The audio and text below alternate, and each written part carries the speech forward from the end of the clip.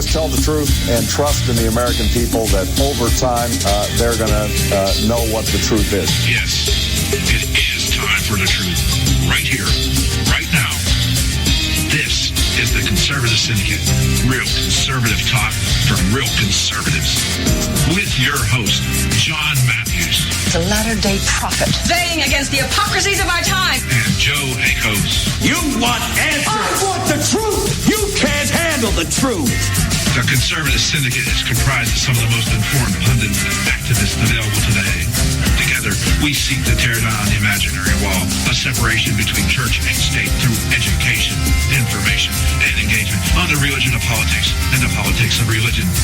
And now, your host on the globally syndicated Conservative Syndicate, John Matthews and Joe Akos. How are we doing out there all across this great land of ours and around the world? I am your host, John Matthews. You're listening to the Conservative Syndicate, real conservative talk from real conservatives, and we're glad to have you with us this fine, rather chilly Monday afternoon out here in California for this time of the year. Had some good rain over the weekend, and that always clears the air, clears the sky, and does even more to disprove the global theory, the global warming theory that so many leftists out here in California and across this nation believe in wholeheartedly. Just one of those false gospels out there, and that's what we do here at the Conservative Syndicate. We seek to debunk the false gospel of liberalism and progressivism, whatever it is you want to call it. We're here to tear it down. We like to refer to it as tearing down the imaginary wall of separation between church and state. And I'm kind of jacked up today. I'm charged, ready to go. I had the honor and privilege of preaching yesterday at my church, something I get to do every now and then. I used to do it a lot more, but since I've come on radio, I don't have a whole lot of time to do it on a more regular basis. But about every 2 or 3 months, my pastor takes the risk and puts me in front of his congregation. And I spent an hour talking yesterday about the subject of obedience, something that the Christian church today is sorely lacking in. Otherwise, we wouldn't have some of the things we have happening today. And talked about how this whole situation that we find ourselves today, in my opinion, is the fault of the Christian church. And we have remained silent for too long. We stayed silent when they took prayer out of schools. We remained silent when they legalized divorce for any reason. We remained silent when they began to legalize the killing of unborn children, and even more so with the homosexual agenda that just took place here over the last couple of years. And now all of a sudden there's so many Christians sitting around going, well, what the heck happened? Well, what happened was we remained silent. We stayed away from the polls. We hid behind our four walls, and we waited for God to do something. And if you are a Christian and haven't figured this out, God does not move except through his people. So this idea of just praying to God and hoping he waves his magic, all-powerful, all-present hand over everything and it just goes away isn't the way it works. And so I spent the day talking about that. And it was a good sermon. I got a lot of good responses on it. So anyway, having said that, like I said, it's just kind of jacked me up because I am beginning to pay more and more attention to the moral aspect of this particular election, much more than even the outcome. And one of the things I addressed yesterday and have addressed in this show and will continue to address on this show is what I believe one central truth, and that is this election is going to determine whether God has heard our prayers and is restoring our land, in the process of restoring our land, or is if he's going to withdraw his hand and allow judgment to come upon us. One of those two things are going to happen this time around.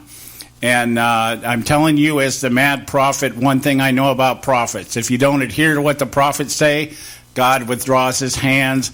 And the Bible, 9 times out of 10, that's what happens. The prophets are stoned to death, they're criticized, they're ostracized, and judgment comes upon the people. And I hope that isn't what's happening right now. But I'll tell you, it looks more negative than positive, but there is some good stuff too. That's something that we have to take time to look at too. And so we're going to be doing some of that today off and on. Over the course of the weekend, actually last week was a rather dumbfounding week if you're a conservative. And because there were some things that really came out wide out in the open. I mean, just where no one can deny what is taking place. And I am more and more convinced that today's Republican Party has chosen a course of self-destruction. These guys are become the equivalent to suicide bombers, that they'd rather blow up everything in order to preserve what they believe is their majority for the purpose of self-preservation and, saving their pensions, if nothing else. And it seems that way. Mitt Romney's anti-Trump speech has been a mind-boggler for me. I can't figure out what he or the GOP or whoever put him up to that, and it had to be the GOP. Whoever did that, what did they have in mind when they did it? What were they thinking? Because it is going to have the exact opposite effect. So the question is that what they wanted? Is that what they wanted? Did they want the opposite effect? Or is it perhaps, as we're already hearing, and we've talked about on this show for so long now, that it's almost mundane for me to hear it coming out of other talk show hosts and on the news and everything else. Mitt Romney's out there saying, and the first thing he wanted to say when he gave his speech last week was, "I'm not running as a candidate." He's not running as a candidate, but today he comes out and says, well, if they nominated me at a broker convention, why would I say no? Nobody should say no if you're chosen. So maybe that is and was the agenda, is to put Mitt Romney out there to basically state the position of the grand old party of elites, and in order to just kind of set everybody up that come July, if the outcome is not the way they want it, then they're going to do something to make sure it happens. Reince Priebus spent the whole week last week assuring us that the person that had the majority of delegates was going to be the nominee. Paul Ryan is out there today telling everybody, I will support whoever the nominee is. So they're making it sound like they're going to go along with whatever the results are. But listen to political language. You got to understand doublespeak of political language. Reince Priebus saying what? If we will support the nominee that has the majority of delegates, meaning the majority needed, 1,273 delegates. If that doesn't happen, then they don't have to support anybody. Paul Ryan, same thing. Well, we support whoever the nominee is. Of course, right now, we have no idea who the nominee is going to be. And I'm just wondering here that in the back of my mind, let's send out Mitt Romney to get his ass kicked one more time. And this time, let's be really embarrassing about it by putting him up against the worst that the Democrat Party has to offer. The only people stupid enough or crooked enough, in the case of Sanders, stupid enough, in the case of crooked enough, Clinton, to run for the office of President of the United States of America from the Democrat perspective and try to carry on that quote-unquote Obama legacy. So we're going to talk about that today. I'm not going to talk much about the Democrat debate, but there is one item in there or one aspect of it I do want to talk about today. And we're going to talk about the similarities between Donald Trump and Bill Clinton. There's one for you that you probably haven't looked at. And, of course, Ted Cruz's wins over the weekend. Donald Trump won too, but Ted Cruz picked up more delegates than Donald Trump in the wins that he scored, and has now reduced Donald Trump's lead down a difference of 82 delegates right now as it stands right now. So we're going to talk about all that, and we'll be with Bob Cardoso, Robert Cardoso Live at the bottom of this hour. So right now we're going to take our first break of the day, and we'll come back and we'll get into today's festivities. Stay with us right here at the Conservative Syndicate. Don't go away. Catch all our archives at theconservativesyndicate.net. The Conservative Syndicate. Real conservative talk from real conservatives. When our water heater broke down last month, it was a nightmare. It took 5 hours for the plumber to show up, and he charged us a couple of $100 just to come out. And then it cost another $1,800 to put in the new water heater. By the time it was all said and done, I felt like I'd been taken. But what else could I do? The smartest thing you can do is get a home warranty from American Residential Warranty. Their home warranties pay to repair or replace all your major appliances when they break, and they will break, and at the worst possible time. Call American Residential Warranty right now for free information on home warranties starting at just pennies a day. Don't wait for your refrigerator to stop running or your ceiling fans to stop turning. Call American Residential Warranty right now. Ask how you can save up to 50% on washer and dryer coverage. Just call 1-800-790-5960. That's 1-800-790-5960. Again, 1-800-790-5960. Call now. Prices are for base buildings only. May not be available in some areas.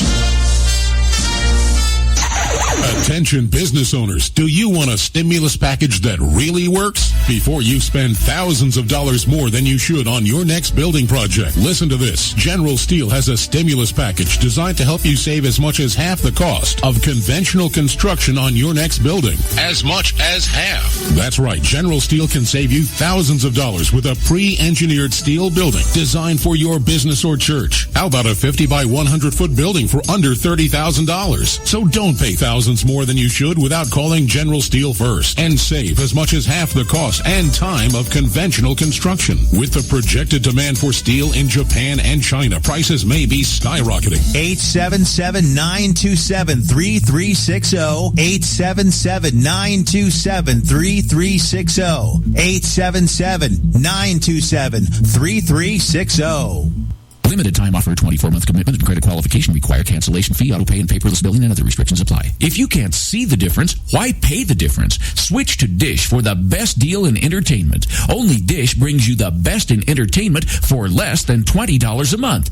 Cut the cable and don't get directed. Switch to Dish because at just $19.99, Dish saves you every time you turn on the TV. It's so simple. The same channels cost less with Dish. So since you can't see the difference, don't pay the difference. Switch to Dish for the best deal in entertainment. Get premium movie channels free for 3 months, starting at just $19.99. Dish saves you every time you turn on the TV. Call now to save with Dish. Dial 1-800-600-1645. That's 1-800-600-1645. The same channels for less than $20 a month. Dish. Call 1-800-600-1645 for details.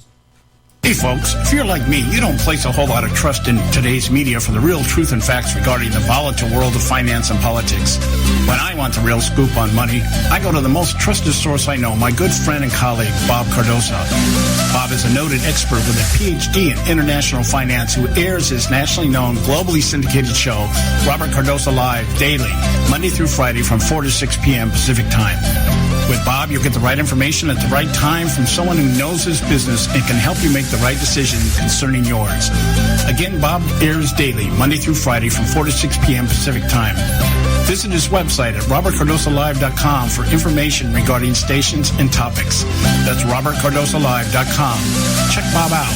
You'll be glad you did.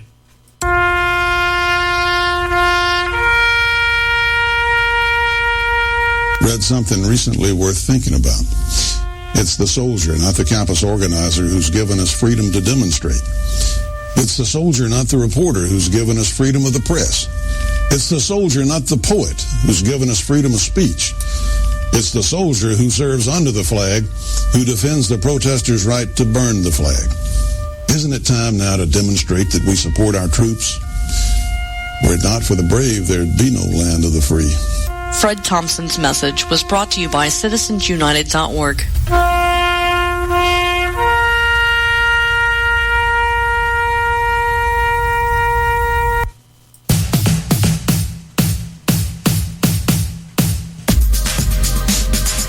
Hey, we're back already.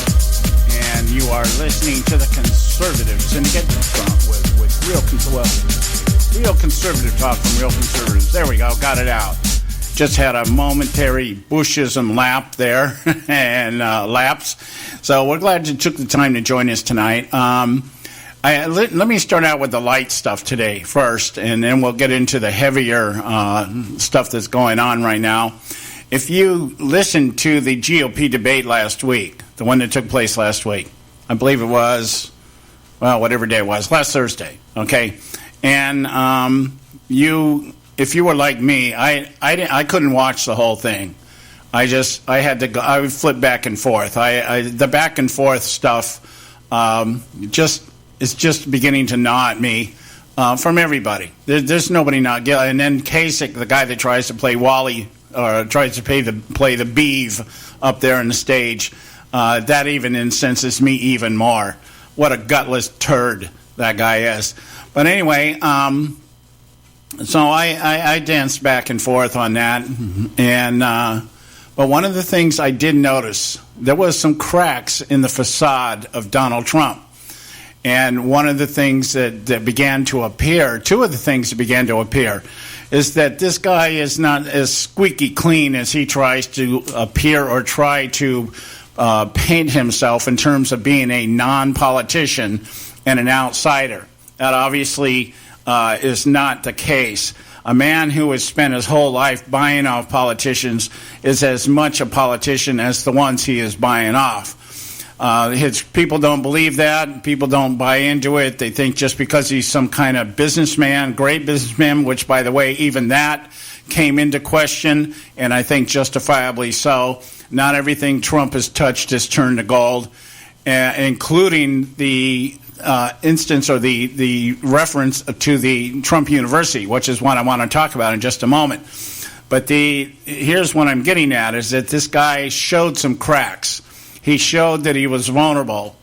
And I truly believe that in a confrontation, if he stands up against Hillary Clinton, Bernie Sanders, or any other Democrat on the other side, especially if something happens and coming down the pipe is an indictment on Hillary Clinton, and we end up with somebody like Joe Biden stepping in to salvage the DNC, a Trump candidacy would be trouble. Because Biden's got a lot of popularity just by his association being a vice president. And he doesn't have all the scandal hanging over his head like Hillary Clinton. So that would be a nightmare. But one of the questions that took place, or one of the exchanges, ongoing exchanges that took place during the debate, was this issue of Trump University.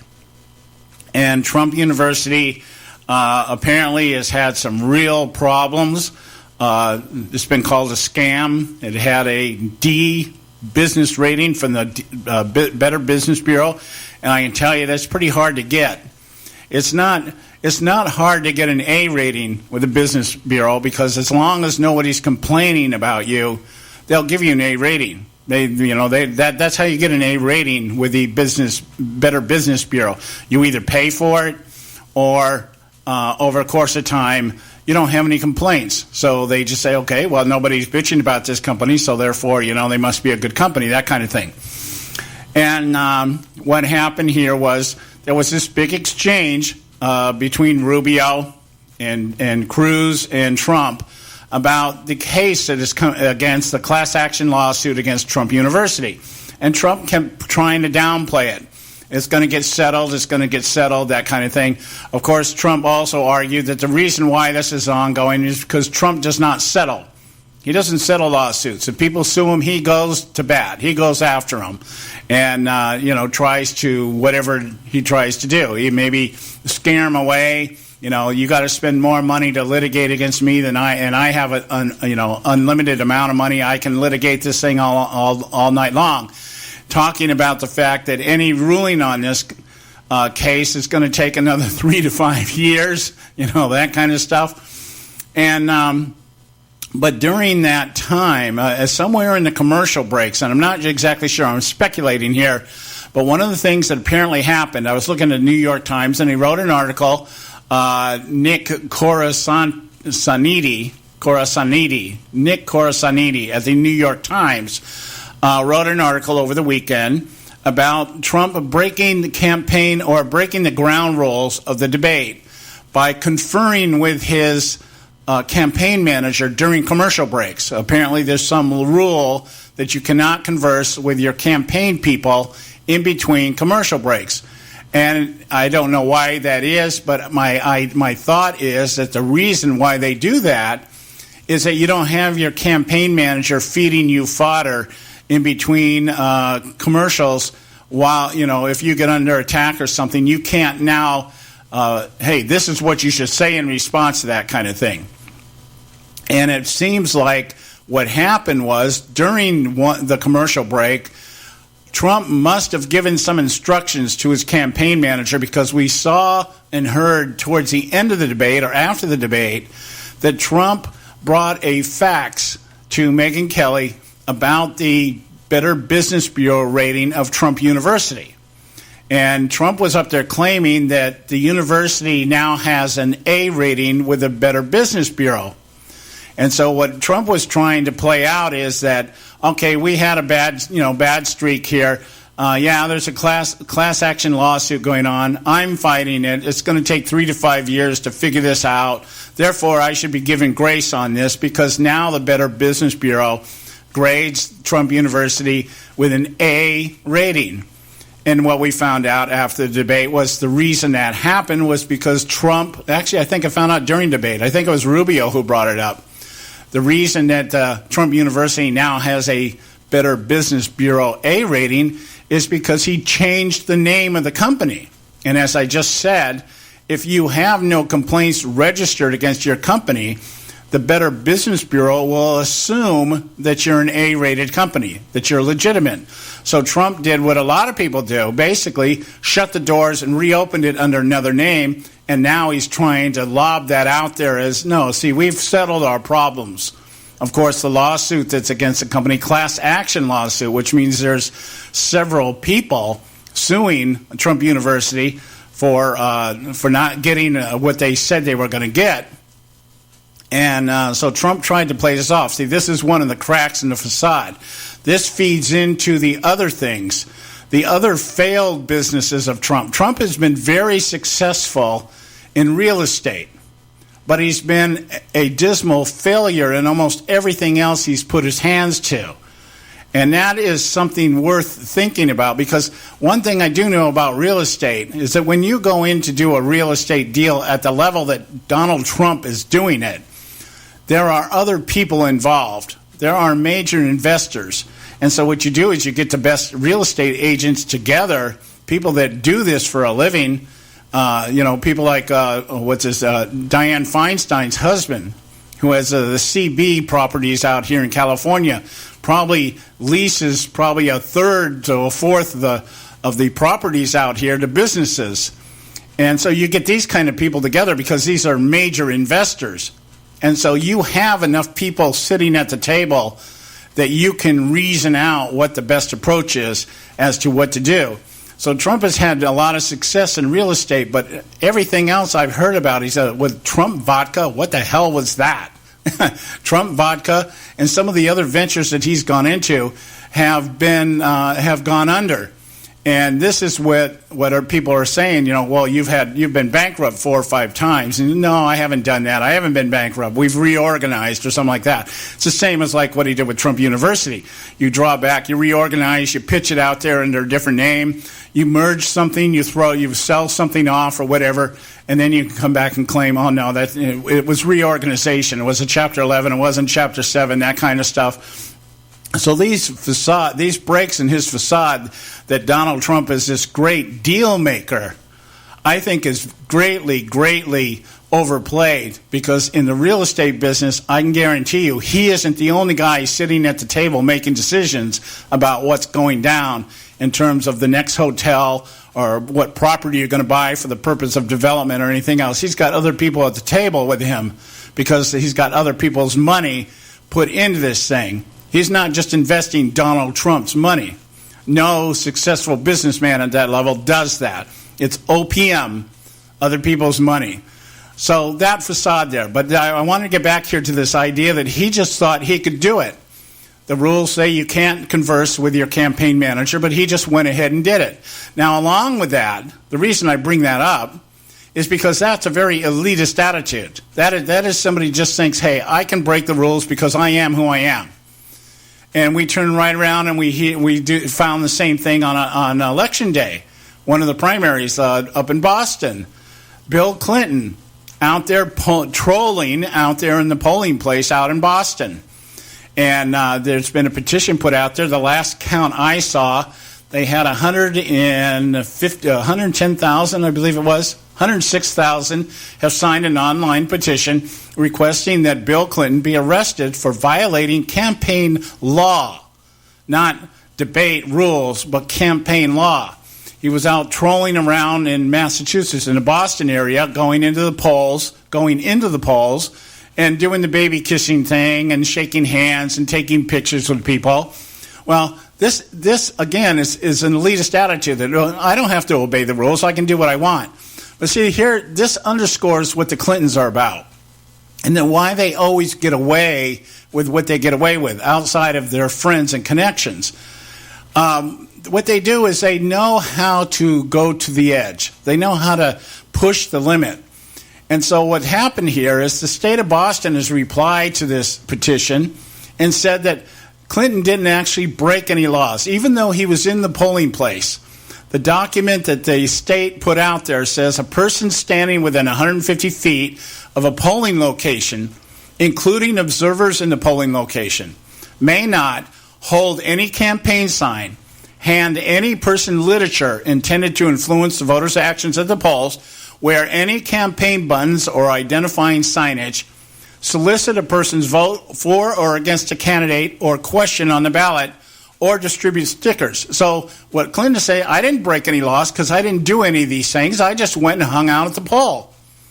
He went and hung out in a poll that was in a very contested state between him and between Clinton, Hillary, and Bernie Sanders. And his argument would be what? I didn't break any law. It's just like Hillary Clinton. Well, everybody sends their classified information on emails. Why am I being singled out? Oh, well, Colin Powell had a private server. Eric Holder had a private server. All these people had private. Why am I being singled out? None of the stuff was marked classified when it was mailed. Why is it being singled out? See, not that she told people to take the classification off. It's that the evidence is what? Well, it wasn't marked classified. Completely disregarding how security information and how security clearances work. Information, it doesn't have to be marked classified if it's born classified, meaning if it is classified information, it is classified information whether it's marked or not. But the rules, I'm not doing anything that nobody else has done. What's the big deal? Then see that, and that's how the Clintons get away with stuff. They know how to push it to the limit and then use that to contest their illegality and their unethical conduct. So that's the point I want to make here. So we have two elitists out there. Trump doesn't debate rules. Who cares? Bill Clinton, what? Campaign laws? Who cares? What are you going to do? Sue me. And that's exemplified by our president, who does the same thing. I'll sign an executive order because Congress won't move. It's the right thing to do. We need to do this now. I'll sign an executive order. Hey, you don't like it? Sue me. By the time you figure it out, I'll be long gone. I'll be on my way to the world domination as a head of the UN. So, that's what's going on now. I wanted to start the day off with that because this is the kind of stuff that just really frustrates and disillusions the electorate. They seem like petty things, but they're not petty things because they point to the bigger problem, and that is establishment elites seem to think that they're above the law, they're above the rules, they can do whatever they want. And I will never buy into the argument that Donald Trump is not a politician.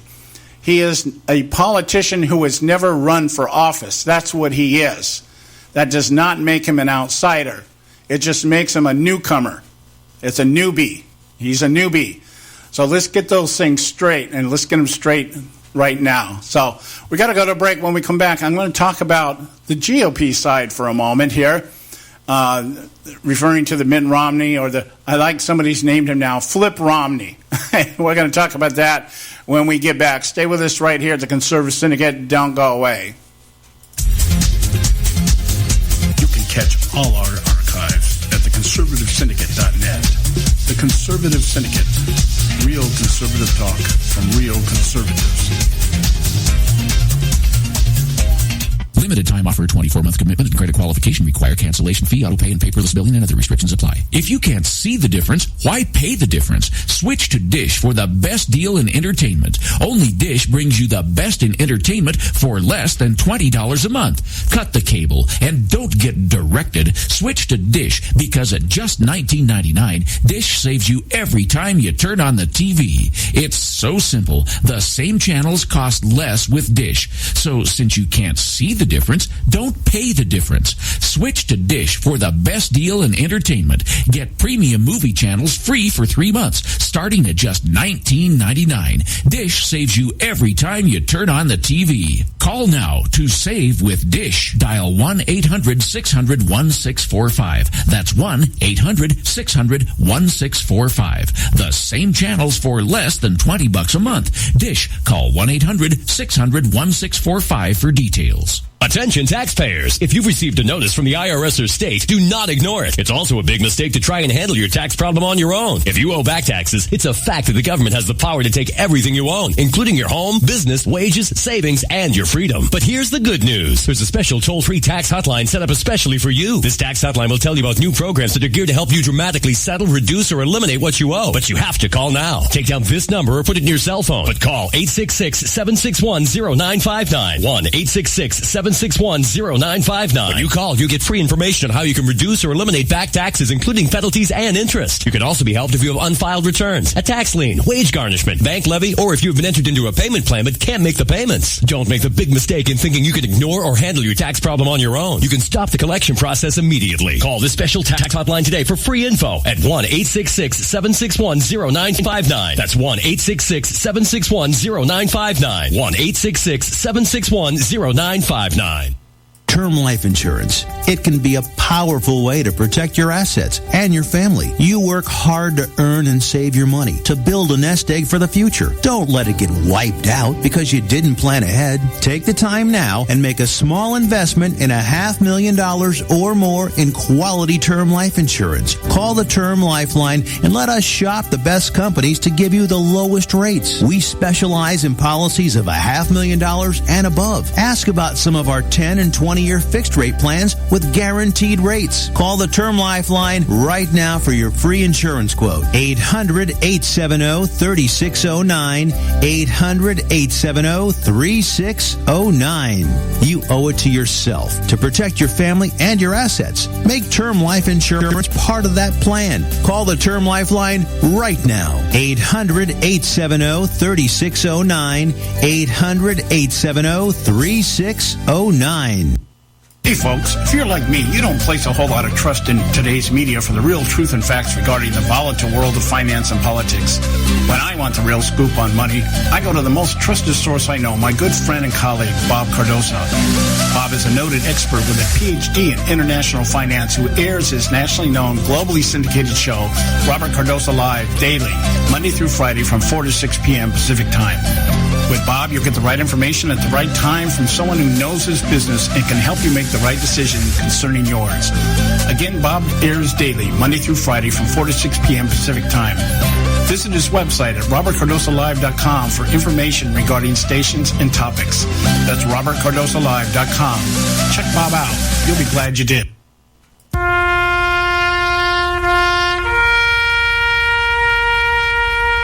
Read something recently worth thinking about. It's the soldier, not the campus organizer, who's given us freedom to demonstrate.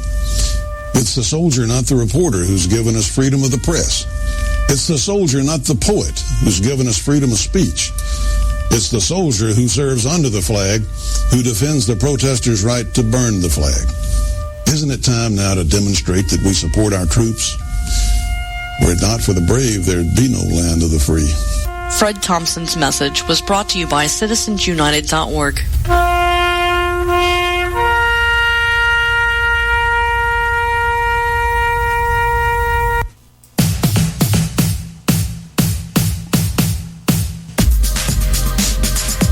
And welcome back. You're listening to the Conservative Syndicate, real conservative talk from real conservatives. I'm your host, John Matthews, and those of you who are checking up on our co-host, Joe Hakos, still out, probably another week or so. He has returned to work, so he has become capable of getting back to work, but he's still weak, so we're giving him as much time as he needs. Let's hope that maybe during the week, sometime this week or next week, we'll have old Joe back. So that's just an update on his condition, and having said that, let's get in touch with our friend here, Bob Cardosa, over at Robert Cardosa Live, to do our segment with him that we do on every Monday at this time. And we'll see what's going on over in his neck of the woods. On the Conservative Syndicate. Hey, John, how you doing, buddy? All right. How are you doing? I'm good. Listen, is he with us this week? Yeah. Yeah, it's been kind of a wild week last week, has it not? Oh, man, I want to tell you, absolutely. You know what? I was wondering, look out your window and let me know if the animals are lining up 2 by 2. It's really coming down here. Well, I noticed most of the elephants are missing. So are the jackasses.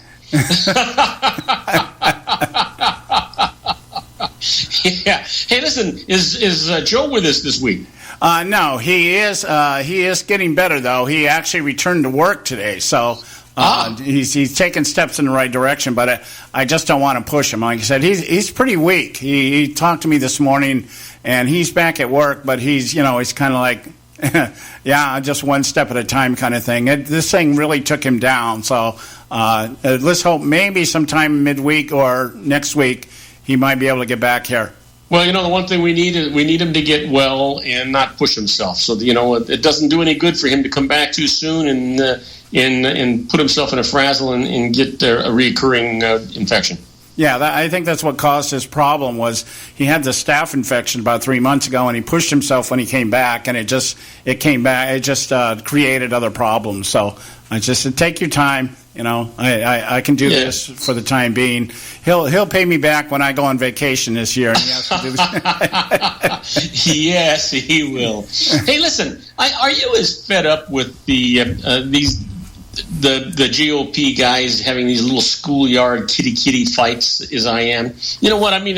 It's not like I learned anything drastic from the Democratic debate. I watched it because I felt like I had to, but and I don't necessarily agree with them. But here's the thing. I do like the idea that at least they're talking about policies, whether you agree with them or not. They're talking about issues, whether you agree with them or not. I'm really tired of these guys slamming each other, needlessly and falsely, and I think you're just hurting the party. And I think we're seeing the beginning of the end of the GOP. Yeah, I think we're well into it. I think the GOP right now, and as far as I can tell, is on life support. And it's just a matter of who's going to be the one that pulls the plug. I'm not sure how it's going to come down.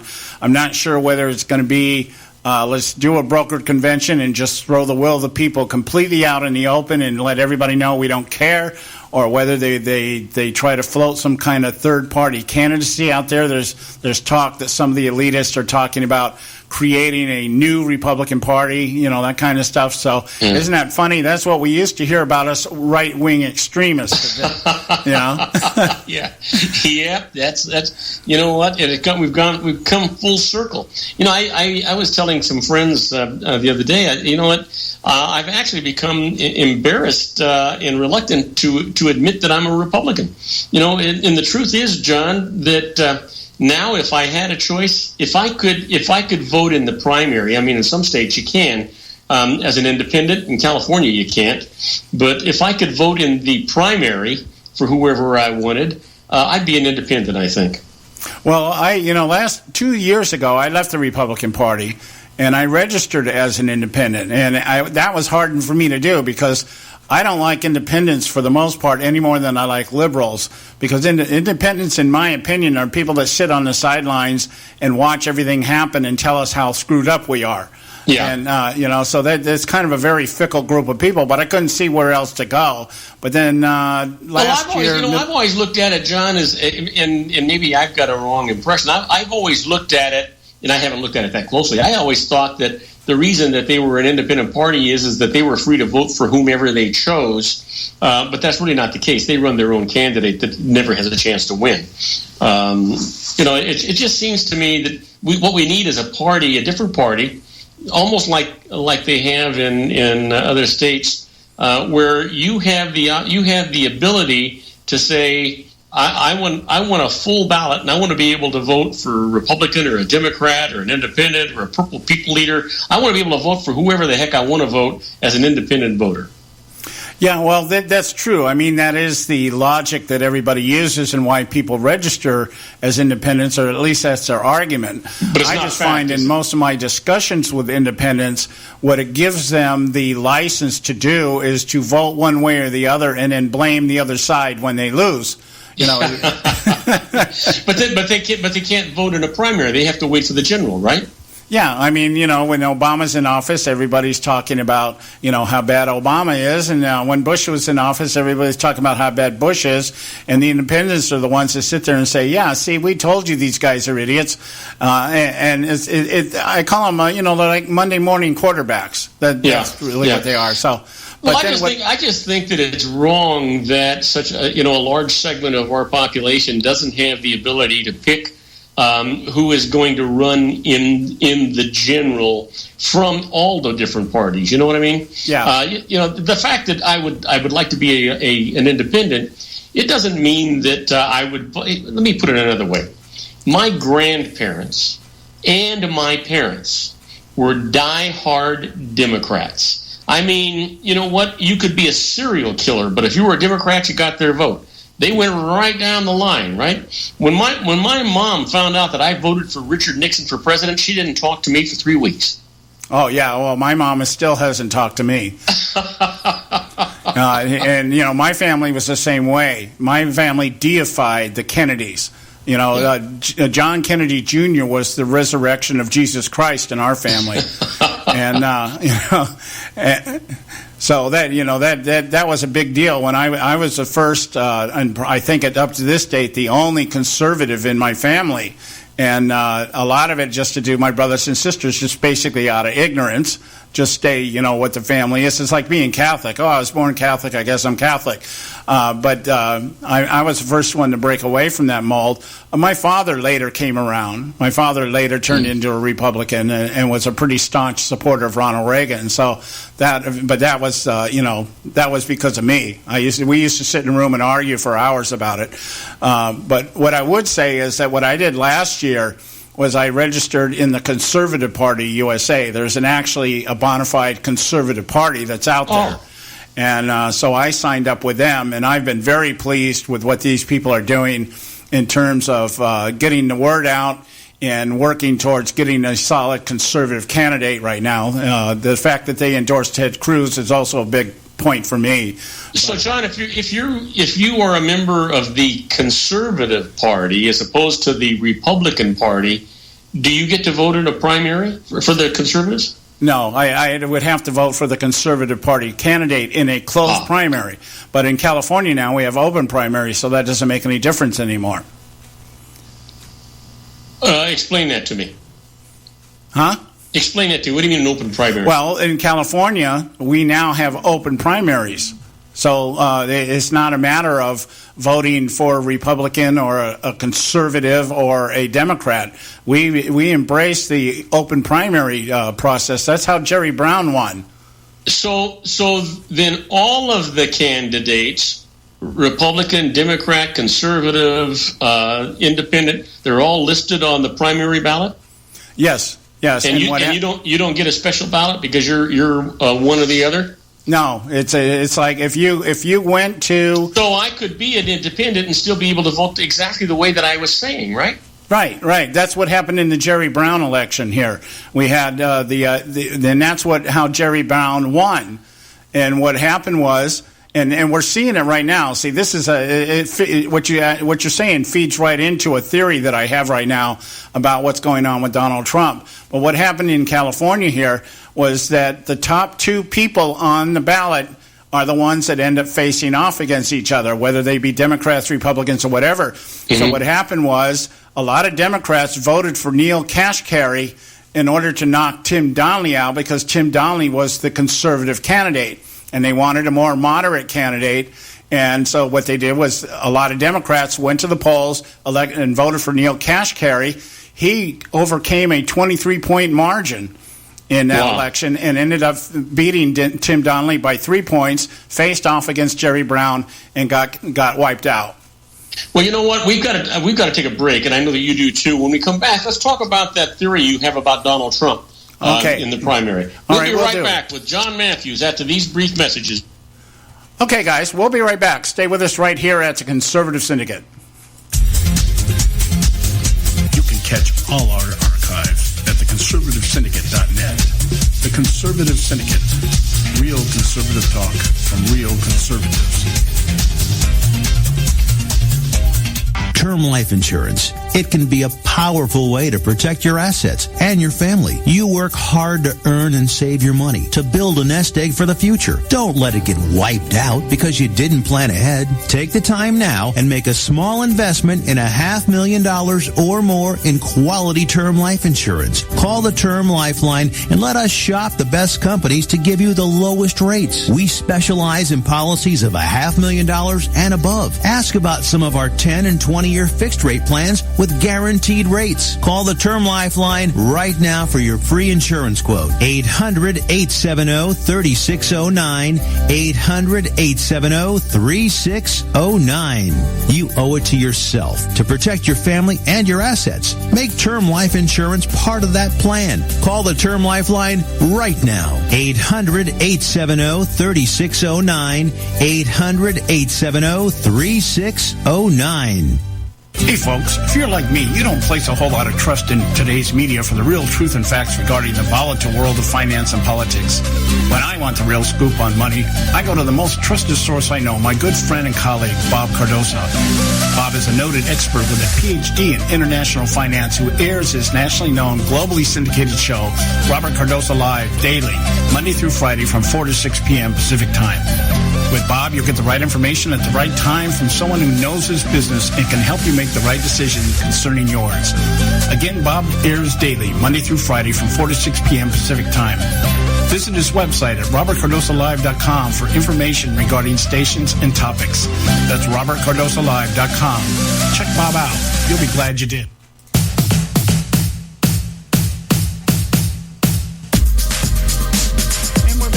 You're listening to the Conservative Syndicate, real conservative talk from real conservatives. I'm your host, John Matthews, and we're going to get right back here with Bob Cardoso over at Robert Cardoso Live, finish up our segment with him today, and we're going to get back into the topic that he had set before us before we went to break. Back with John Matthews in the Conservative Syndicate Corner. Hey, John, I'm glad to have you back. The timing was perfect. Yeah, we're doing good over here. You wanted to talk about this. What was it? The situation. Well, you had a theory about the primaries in Donald Trump, and I wanted you to expand on that. Well, one of the things I saw last week, and I've been looking for this, and I wasn't sure how it was going to materialize. But the debate last week, in the GOP debate, with all the noise and all the nonsense that was going on, I did see some cracks in the facade of Donald Trump. And it has a lot to do with some of the things that is going on. The unwillingness of the media to show us how many business failures Donald Trump has actually had. The situation with the Trump University, these things kind of brought something out to me. And so I started, over the course of this weekend, or since that debate, we've had like 5 states now, 6 states if you count Puerto Rico, have had their primaries and caucuses. And what we noticed was that Trump and Cruz split 2 of them, and I think Trump ended up taking Louisiana.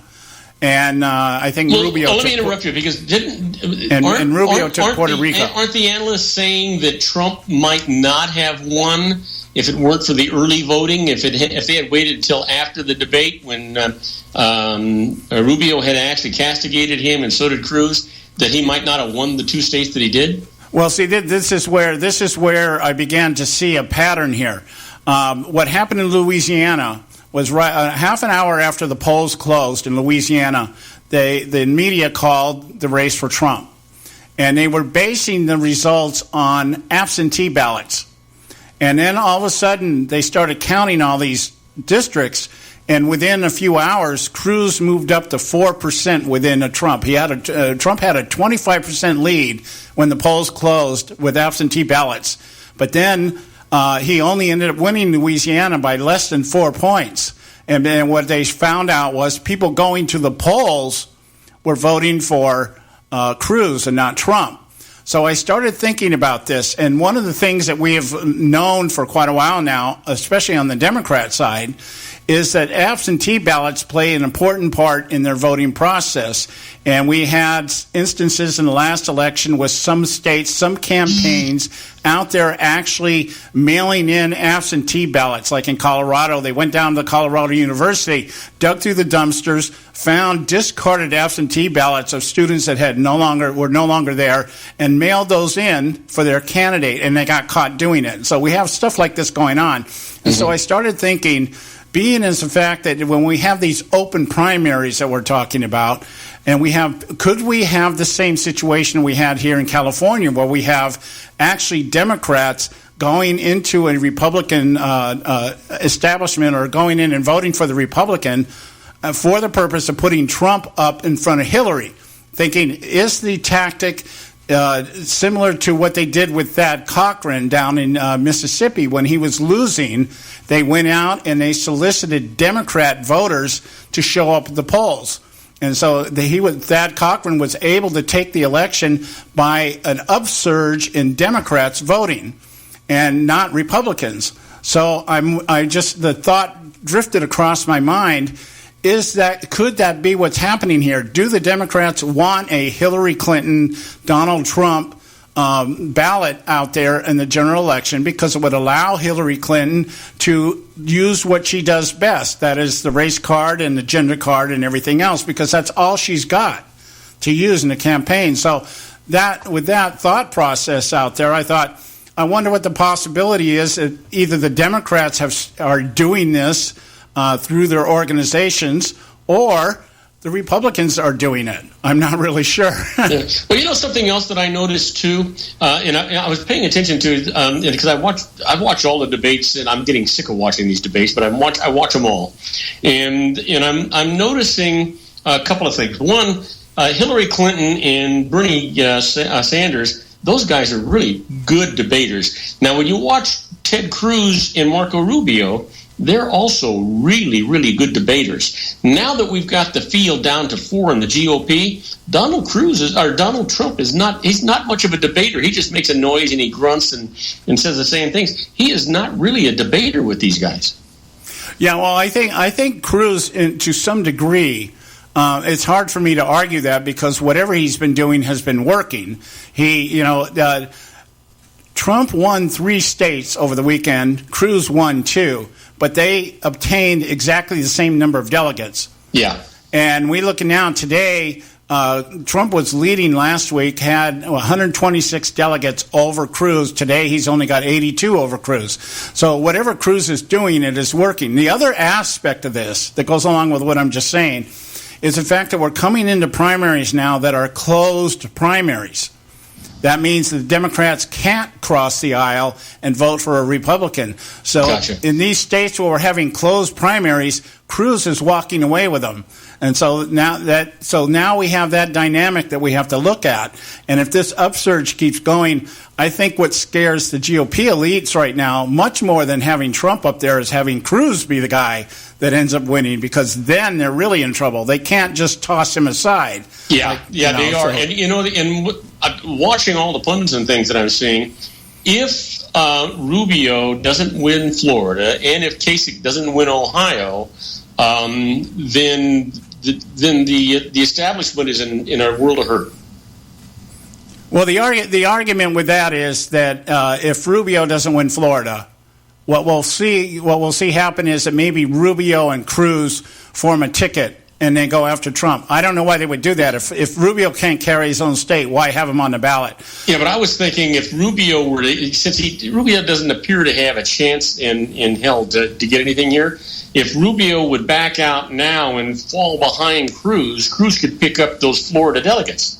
Well, that could happen, and it's all a matter of whatever deal Rubio made with the GOP elites to I think the plan was Rubio turned into this junkyard dog over the last few weeks, and I think the reason being is my speculation is that the GOP elite said, you help us take down Trump and we'll bring you in the broker convention, we'll make you the nominee. So if that's the case, then Rubio's not going to do anything to help Ted Cruz, because it would actually countermand what this strategy is, if that is the strategy.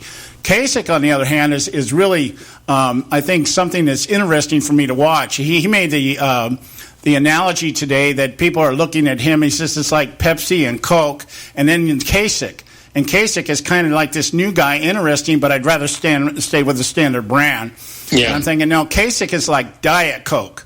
It's the promise that because it tastes so bad, it's good for you, but it's really not. Yeah, I heard that. Hey, listen, my friend. Let's see. We got about a minute and a half to go. What do you want to hammer home for a minute and a half? Okay. Well, just first of all, just have your people come to our website, theconservativesyndicate.net. Check us out. You can hear our archives. I know you guys all listen to Bob during the day, and you can listen to us later on.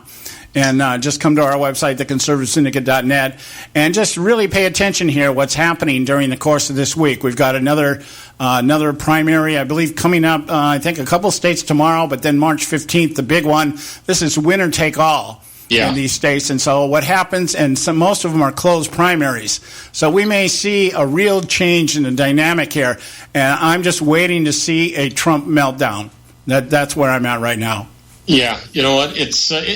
I'll tell you what, if nothing else, this is an exciting thing to watch. Other than I'm disappointed at the infancy of what I see on stage for the GOP, the way they're doing it. But I guess I understand why they're doing it the way they're doing it. They're trying to ruffle Trump's feathers so that he implodes. But I don't know that that's going to happen. I think they got to do it. They got to do it at the ballot box. Well, the exciting thing is that we are having record turnouts for the Republican Party, and that's exciting. So, and the alternate is true for the Democrats. They're not going to the polls.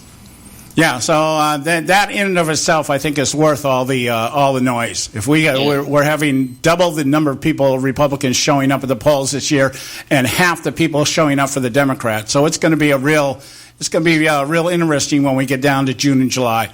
Yep. All right, buddy. Hey, listen, I'll talk to you on Friday. Have a great week, and if you talk to Joe, please tell him we're asking for him. Okay, you too. Have a good one. All right, buddy. Okay, folks, it's top of the hour here. Time for the Edwards Notebook. Well, we got a couple minutes here before we go to our top of the hour segment here.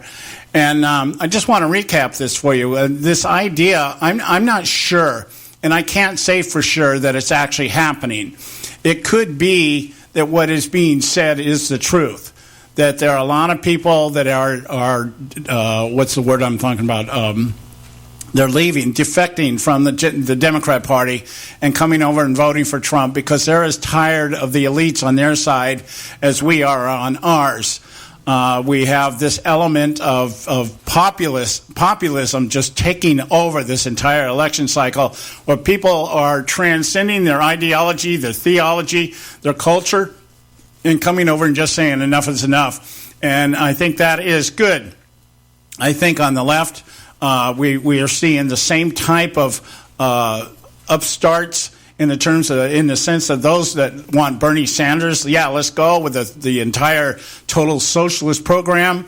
And on the right, we see, or in the middle, we see the desire perhaps to even kill themselves off, to commit suicide, political suicide, in hopes of preserving their majorities in the Senate and the House at the expense of the American people, because the Republican Party today does not want to govern. So these two things are going on, and anything is possible in politics. And they got things down to such an art and science right now. They've got their polls, they've got their projections, they've got their models. Anything could be happening. It would not surprise me somewhere down the line here to find out that we have a lot of people coming over and voting in Republican primaries for the purpose of putting Trump up on that platform to face off against Hillary, should she not get indicted and get taken out of the race that way. And even if she does get indicted, you put somebody like a Joe Biden up there, Donald Trump is toast. in a general election. So we got to go to our top of our hour break here. Time for the Edwards Notebook, pay some bills, and we'll be back next hour. We got more for you. Stay with us.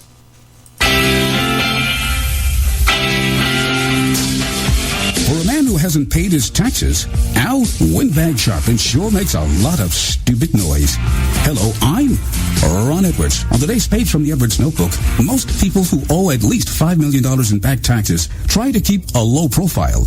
But thanks to his buddies in government, including the White House occupier, Al Windbag Sharpin is emboldened to loudly spout off some of the dumbest comments in American history. The Reverend Al Sharpin equates the intelligent idea of Congress leaving the decision to vote yea or nay on President Obama's possible choice for the Supreme Court for the next administration with profiling of Obama. Sharpin explained that he sees the racial angle to the debate over the late Supreme Court Justice Antonin Scalia's replacement. What the Reverend Al Sharpin fails to acknowledge is that President Obama has not made one single significant decision that benefits the United States. In fact, the Obama presidency has so damaged America's reputation around the world that our one-time allies no longer view our republic as a leader, powerful or dependable.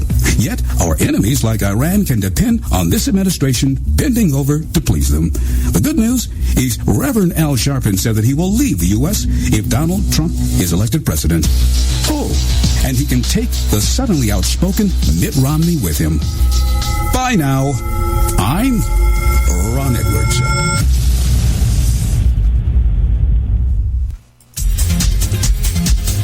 You can catch all our archives at theconservativesyndicate.net. The Conservative Syndicate. Real conservative talk from real conservatives.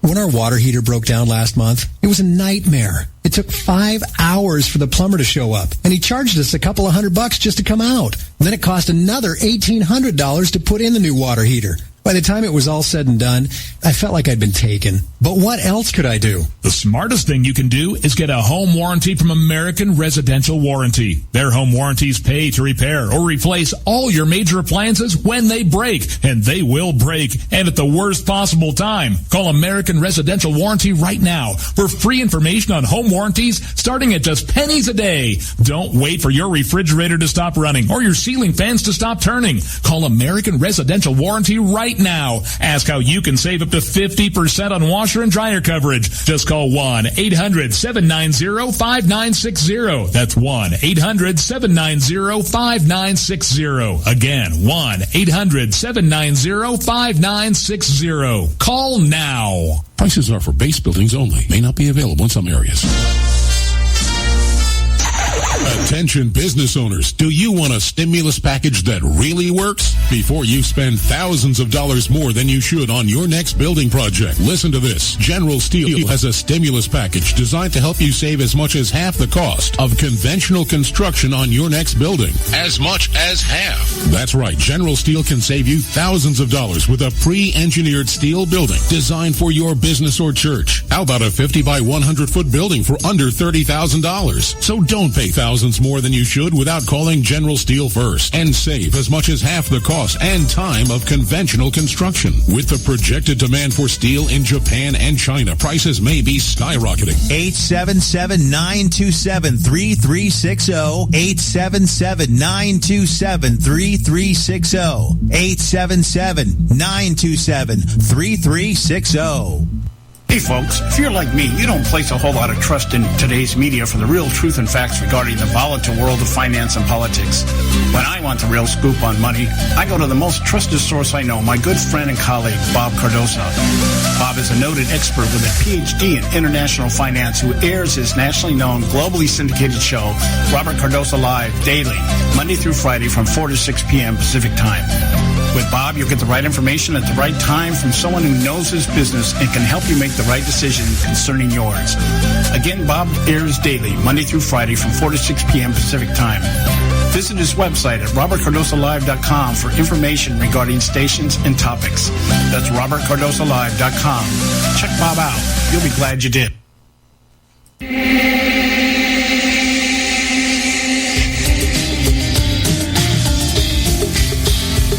Hey, all you can do is just tell the truth and trust in the American people that over time they're going to know what the truth is. Yes, it is time for the truth. Right here, right now. This is the Conservative Syndicate. Real conservative talk from real conservatives. With your host, John Matthews. The latter-day prophet. Theying against the hypocrisies of our time. And Joe Akos. You want answers. I want the truth. You can't handle the truth. The Conservative Syndicate is comprised of some of the most informed pundits and activists available today. Together, we seek to tear down the imaginary wall, a separation between church and state through education, information, and engagement on the religion of politics and the politics of religion. And now, your host on the globally syndicated Conservative Syndicate, John Matthews and Joe Akos. Hey, we're back, hour 2, coming to you live right now out here from the left coast and around the world. Globally syndicated, nationally acclaimed, the Conservative Syndicate, real conservative talk from real conservatives. I'm your host, John Matthews, and I am so glad to be with you today, back here on a Monday. Like I said, nice, crisp, cool, windy day out here in California. One of those days I remember when I was a kid, we'd get out on our skateboards and use our jackets as wind sails and try to get the wind that's blowing. It's like that to kind of pull us down the sidewalks as we skate around our neighborhood. So just one of those days, the things that make California so great. Certainly isn't its politics these days, but that's another story for another day. I hope you got something out of the segment that we just did over with Bob Cardoso over at Robert Cardoso Live, and because I want to spend some more time talking about this. One of the things that, like I said, it's just in the back of my mind. I'm not sure. I would not go out on a limb right now and say this is exactly what's happening. But one of the things is, when you're trying to sort through all the noise, when you're trying to discern what the flow is, and you're trying to discern the spiritual direction of things along with the political nature of things, and you're trying to put all these things together, and you're trying to determine what motivates one side or the other, or one person or another, or one voter or another. It plays. There's elements that all play into the big picture. And on this show and on other shows like this, we're constantly measuring and weighing these things out and trying to determine what's going on, because the media has just done such a good job of just basically telling us what we're supposed to think and what we're supposed to believe. And of course, that doesn't work anymore. It worked for a while, but if this election process has shown us anything, it's that there is a very large segment of America that has waken up and smelled the coffee and said, wait a minute, this is not the way this is supposed to be. Now, that doesn't mean that everybody's responding in what I would perceive to be the correct way and going in the correct direction, but there is movement, and there is a voice that is rising up out of this ash heap that we call contemporary American politics. And it's all speculation at this point, but I just can't help thinking in the back of my mind here somewhere that one of the things we've done on the show, talking about open primaries and how detrimental they are to the election process, we experienced that firsthand out here in California with the cross-voting that was able to knock out a candidate for governor out here in California, Tim Donnelly, who worked his butt off for the better part of 2 years, going door to door and canvassing precincts and building his platform and what people wanted. Now, Tim was a extremely conservative candidate. And even with some of the things that were being floated out there against him, he carried a weapon. He was arrested one time for bringing a weapon on at the airport. And everybody made a big deal about that, but he was licensed to carry. It wasn't like he was just, trying to smuggle something on. They tried to make a big deal about that. They tried to make a big deal about he was one of the founders of the Minutemen down here, men that sit down at the border and monitor traffic of illegals across the border, and then they notify government agencies when they see something going on, that kind of thing. And none of that was of any concern to anybody in California for the most part. He had a very popular following, and he was very well considered in the conservative circles of the Republican Party as a very viable candidate and somebody that could help turn the state around. Along comes Neil Kashkari, and who I think he was Deputy Secretary Treasurer or something under Bush, and he comes out here, and the establishment elites, of which there are many out here in California, decided they didn't want Tim Donnelly. He was too radical. He was too right-wing. He was too... he would bring attention to too many things that the Republican Party had been complicit about. And so what they did was they bring Neil Kashkari out here, and they changed the voting process to an open primary.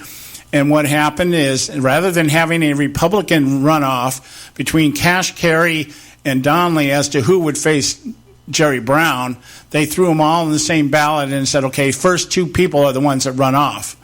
And Democrats voted en masse for Neil Kashkari under the endorsements of people like Mitt Romney. You think this is the first time Mitt Romney has come out and tried to usurp a Republican or a conservative candidate? He did it out here in California. He, along with Pete Wilson and Jeb Bush and Darrell Issa, they all came out here to California, and they encouraged people to vote for Neil Kashkari. And Tim Donnelly watched a 23-point lead over Neil Kashkari dissolve in a matter of a couple of weeks, and Donnelly ended up losing by 3 points.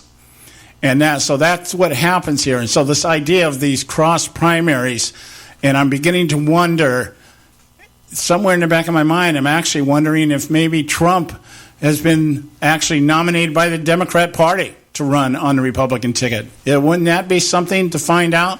Anyway, this is our short segment. We're going to go to our break. When we come back, I'll continue this discussion because I have more details that I want to talk about in regard to this and what the GOP is doing right now. Stay with us right here at the Conservative Syndicate. Don't go away.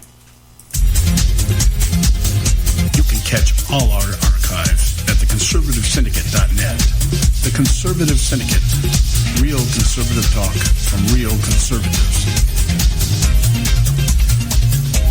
Limited time offer, 24-month commitment and credit qualification require. Cancellation fee, auto pay, and paperless billing and other restrictions apply. If you can't see the difference, why pay the difference? Switch to Dish for the best deal in entertainment. Only Dish brings you the best in entertainment for less than $20 a month. Cut the cable and don't get directed. Switch to Dish because at just $19.99, Dish saves you every time you turn on the TV. It's so simple. The same channels cost less with Dish. So since you can't see the difference, don't pay the difference. Switch to Dish for the best deal in entertainment. Get premium movie channels free for 3 months, starting at just $19.99. Dish saves you every time you turn on the TV. Call now to save with Dish. Dial 1-800-600-1645. That's 1-800-600-1645. The same channels for less than $20 a month. Dish. Call 1-800-600-1645 for details. Attention taxpayers. If you've received a notice from the IRS or state, do not ignore it. It's also a big mistake to try and handle your tax problem on your own. If you owe back taxes, it's a fact that the government has the power to take everything you own, including your home, business, wages, savings, and your freedom. But here's the good news. There's a special toll-free tax hotline set up especially for you. This tax hotline will tell you about new programs that are geared to help you dramatically settle, reduce, or eliminate what you owe. But you have to call now. Take down this number or put it in your cell phone. But call 866-761-0959. 1-866-761-0959. When you call, you get free information on how you can reduce or eliminate back taxes, including penalties and interest. You can also be helped if you have unfiled returns, a tax lien, wage garnishment, bank levy, or if you've been entered into a payment plan but can't make the payments. Don't make the big mistake in thinking you can ignore or handle your tax problem on your own. You can stop the collection process immediately. Call this special tax hotline today for free info at 1-866-761-0959. That's 1-866-761-0959. 1-866-761-0959.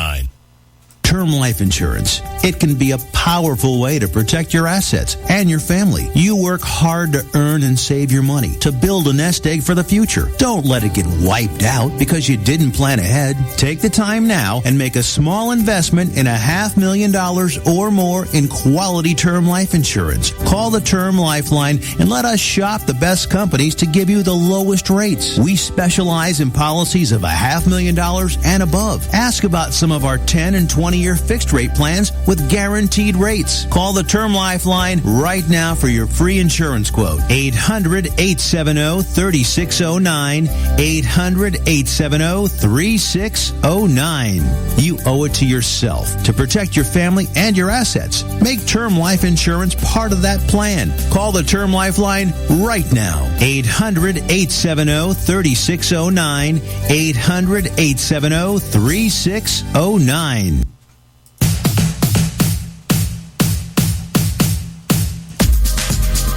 And we're back. You are listening to the Conservative Syndicate, nationally acclaimed, globally syndicated. And I am John Matthews, your host, the mad prophet of the airways on a mission from God. And that mission is to tear down the imaginary wall of separation between church and state. Now, let's get back to my theory here that's in the making here. What you're hearing right now is you're actually, believe it or not, you're hearing my brain process as I'm talking here. This is one of the, you're actually hearing me verbalize the way that I think, because I haven't really come to a conclusion or a theory or anything else at this point. I'm just kind of rolling some things around in my head and analyzing them and seeing if the pieces fit in such a way that I can justify coming out and making a claim one way or the other. And that is just how this concept of an open primary is working in Trump's favor and has worked in the past for establishment types. Now, you would think, well, what's the conflict there? If the Republican elites don't want Donald Trump, why would an open primary work to their advantage? Well, we only have to remember Thad Cochran down in Mississippi, what he did. And that is he went out and solicited Democrat voters to come against his candidate. I forget who he was he ran against. I was thinking Matt Bevin, but I know he was in Kentucky. But there was another guy down there, and McDaniels, that's it. McDaniels, I think the guy's name was. And he had been leading Thad Cochran in all the polls up to Election Day. And Thad Cochran went out and Chris McDaniels, that was the name. And Thad Cochran went out and solicited the votes. Democrats didn't bother voting in the Democrat race because that was already already determined. So they crossed over and voted in the primary Republican election and put Thad Cochran out there, who was one of the establishment elites, one of the top 10 out there. So they did that because, why would they do that? Well, because the Republican elites don't care about being pigeonholed. They don't care about being called anything. They don't care about being called anything other than haters and racists. They're more worried about that than they are about being called conservatives. So it worked. And I just explained to you before the break how it worked out here in California to bring Jerry Brown into yet another term as governor out here. And so in the back of my mind, I just want to, in the very beginning, I think people were floating this out there. Trump was just a Democrat plant. Now, I'm not going to, at this point, say that Trump is in collusion with the Democrat Party. I think what may be happening is Trump understands the dynamics of politics enough because he's played the game long enough. I said at the beginning of the show, this idea or this belief that Donald Trump is not a politician is a bunch of bunk. He is a politician who has never run for office up until this point in time. And he is running for office now. And so now that he's running for office, we can officially call him a politician. But he's been a politician most of his life, by his own admission, buying politicians whenever he needed something. And it doesn't matter what ideology they embraced. I've got friends that are Democrats, I got friends that are independents, I got friends that are Republicans, I got friends that are conservatives. Whatever they needed, I give them money and they would come beckoning. That kind of thing. So I'm not beyond suspicion that something is playing out here because Cruz is picking up very well, and he's doing very well in closed primaries.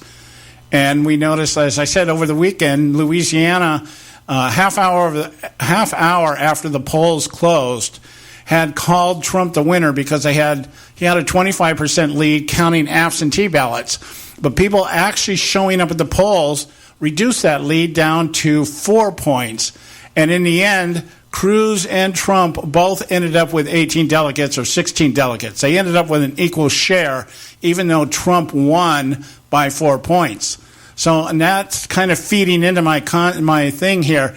Whether Trump knows about it or is a willing participant in it, or whether the Democrats are actually doing it, knowing that, hey, if we can help Trump get up here in front of Hillary Clinton and barring any indictment, Hillary stands a good chance of being able to use the gender card and the race card, because Hillary is relying almost solely on the minority communities to show up and vote. The minorities, the homosexuals, and the feminists, because their numbers are down. Their voting numbers are down. Bernie Sanders is getting the college crowd.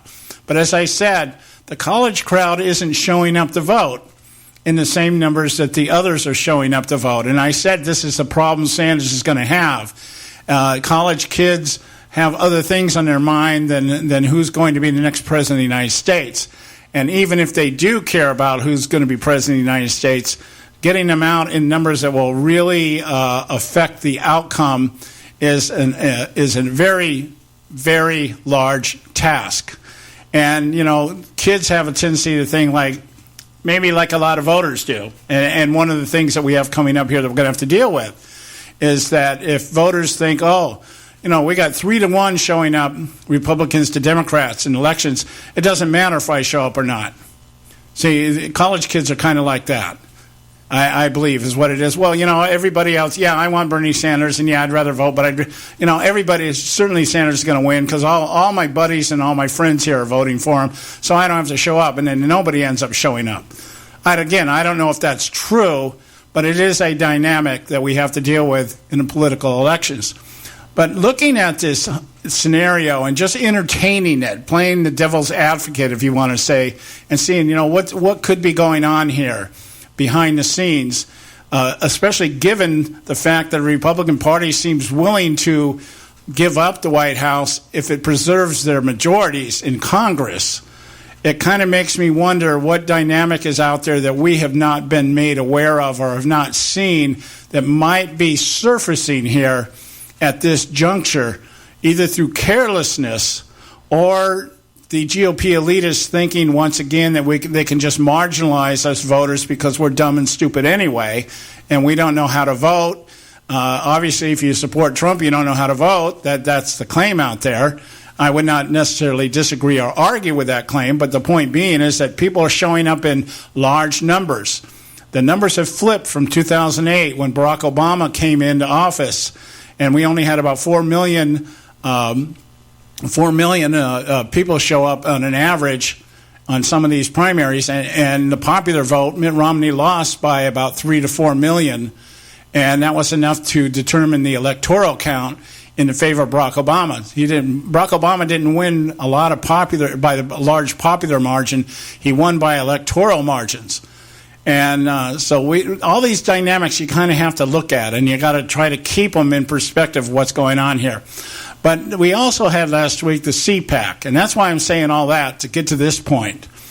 It seems like the GOP right now is really more concerned with stopping Trump than they are with supporting any candidate. See, rather than picking somebody and saying, let's get our forces behind them. Certainly Jeb Bush was the first and foremost. But if you really pay attention here, you should remember, or you should be able to understand that the GOP establishment has not really endorsed anybody during this primary season. They've kind of sat in the background. You haven't had the party come out as a whole. You didn't have John Boehner come out. You didn't have Paul Ryan right now won't endorse a candidate. He'll say, I'll support whoever the nominee is. Mitch McConnell has not endorsed anybody. So there has been no really unified movement to get behind any candidate one way or the other. Whereas when George W. Bush was a nominee and a candidate, the entire Republican Party was behind him. We're not seeing that in this election process, which tells me that the concern of Congress is more about self-preservation than it is about the White House. You'll remember me mentioning on this show before, Karl Rove, when he was asked on one of the Fox network channels or shows, I forget which one it was, who they were going to support for president. He said, we're not supporting anybody for president. They're putting their money into the Senate races. So that right there signals something to us, that the GOP elitists are more worried about their elitism than they are about, and by doing that, protect that elitist, what do I want to say, that elitist brand, they have to stand against Trump because Trump would be a threat to that should he win the White House. I guess my guess is that Trump would start calling in his bets. He'd start calling in the debts that he has with all these people that he supposedly has made deals with over the years. And he can always make deals with the Democrats if the Republicans won't deal. So they would be a useless majority as they are now, have a majority but have no power in that majority. So they seem more concerned about stopping Trump than supporting a candidate, and they certainly don't seem to be paying any attention to what this is going to mean in terms of having to face the Democrat candidate, whoever that ends up being. So once again, the Republicans are playing not to lose rather than to win. And that is why they've become so good at snatching the defeat out of the jaws of victory. This is another election that is Republicans to take, regardless of who the candidate is, simply because the other side is either so stupid in the likes of Bernie Sanders or so corrupt in the likes of Hillary Clinton. And the public is leaning more towards the conservative message that we have to stop this expansion of big government. But the GOP doesn't seem too concerned about that. It's all about protecting the majorities more than anything else. So, having said all that, CPAC was last week. And during the CPAC, I've got an article here that was posted in Town Hall Daily by Christopher Malagisi. And he's a participant in the CPAC. The CPAC is the Conservative Political Action Conference, and they call it CPAC for short. Christopher Malagisi is a participant, he was a sponsor, and he's also a panelist. And he's a former director of CPAC. And so he wrote this article today, 4 scenarios to stop Trump. Not 4 scenarios by which we can win the White House, not 4 scenarios by which we can find and qualify a candidate to go against Hillary Clinton or Bernie Sanders or whoever ends up the Democrat nominee. It's 4 scenarios to stop Trump. Now, Mr. Malagisi goes on to say that these 4 strategies is what he picked up during CPAC. These are things that he, I guess, is talking with people and strategies that people out there, because, of course, the conservatives of the Republican Party, the diehards like myself, we don't want Donald Trump. We think that Donald Trump is just going to be another extension, just a different version of Barack Obama. And we believe that because the elements are there, the same type of personality, the governing by decree, I am who I am, and you listen to what I say or you're fired, that kind of thing. But these 4 strategies coming out of the conservative camp, and how do we stop Trump? So even the conservatives have not... You would think that conservatives at CPAC would have been rallying around Ted Cruz, even though Ted Cruz did win the straw poll at CPAC, and Marco Rubio had a lot of supporters at CPAC.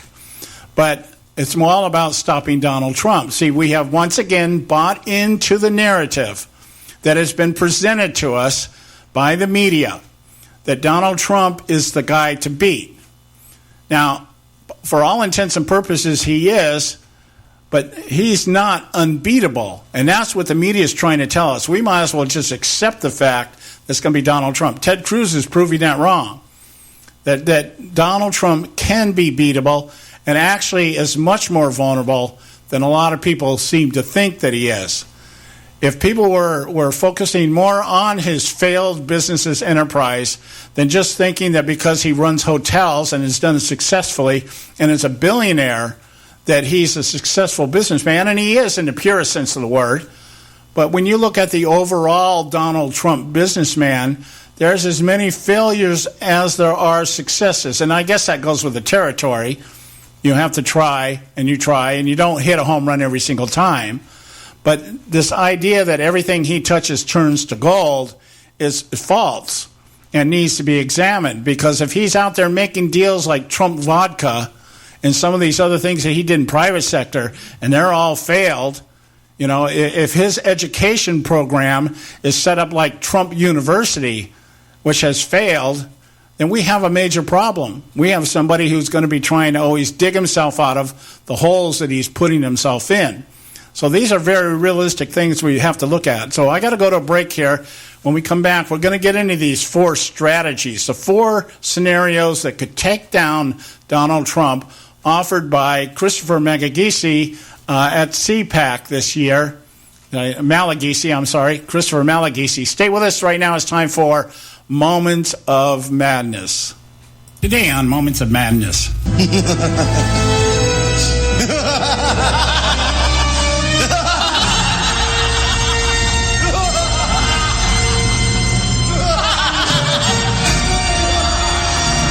As the Trump campaign continues to wreak havoc, like a disgruntled elephant escaping the circus from its cruel ringmaster during the main event, the astonishment on display of the now decades-old GOP establishment, yes, it has been around that long, reminds me of Mel Brooks' 2005 film, The Producers. If you watch this over-the-top satire that targets the hypocrisy that permeates Hollywood, you'll remember chronically depressed, introverted bookkeeper Leo Bloom, played by Matthew Broderick, who, while looking to escape his mundane 9-to-5 existence as a bookkeeper, teams up with washed-up Broadway producer Max Bialystock, played by Nathan Hall. After determining during an audit of Bialystock's books the IRS seldom audit failed productions, the two set out to produce the worst play they can find in hope of embezzling the capital raised free from any lawful oversight. They choose a play entitled Springtime for Hitler, written by Nazi sympathizer Franz Liebken, played by Will Ferrell, who they also cast in the leading role of Hitler. Cross-dressing homosexual actor-director Roger Debris, played by Gary Beach, is enlisted to direct and also ends up playing Hitler due to Franz breaking his leg on opening night. The humorous irony occurs when the play becomes an overnight sensation, placing Bialystock and Bloom in the crosshairs of not only investors but the law. In the same manner, Trump has rocked the foundation of the GOP establishment elite, directing his own rendition of Springtime for Hitler by repackaging Obama's hope and change as Make America Great Again.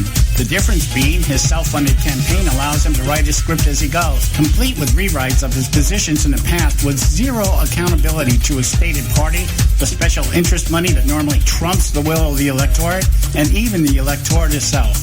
Trump has neutralized the media bias that normally reduces the will of the electorate to a choice between the lesser of two evils, and has actually forced the media elites into an unwilling alliance, garnering more attention than all the other candidates from both parties combined, all at no cost to him or his campaign.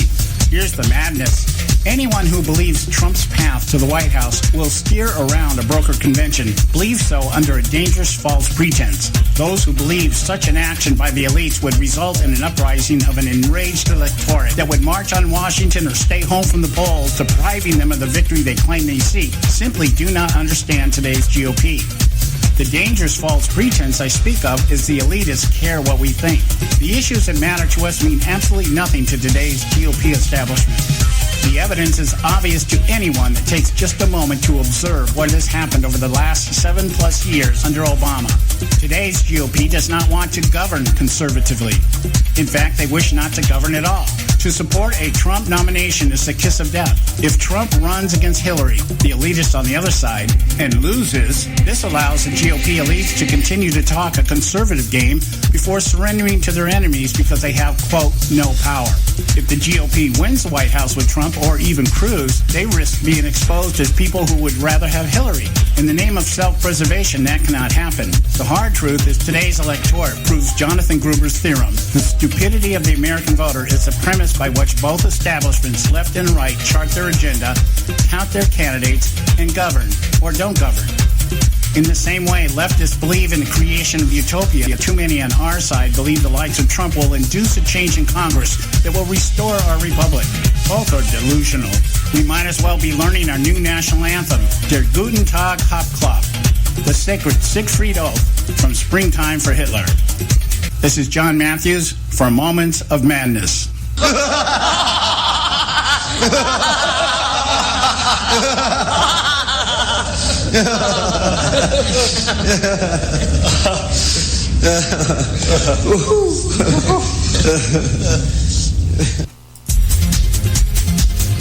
can catch all our archives at theconservativesyndicate.net.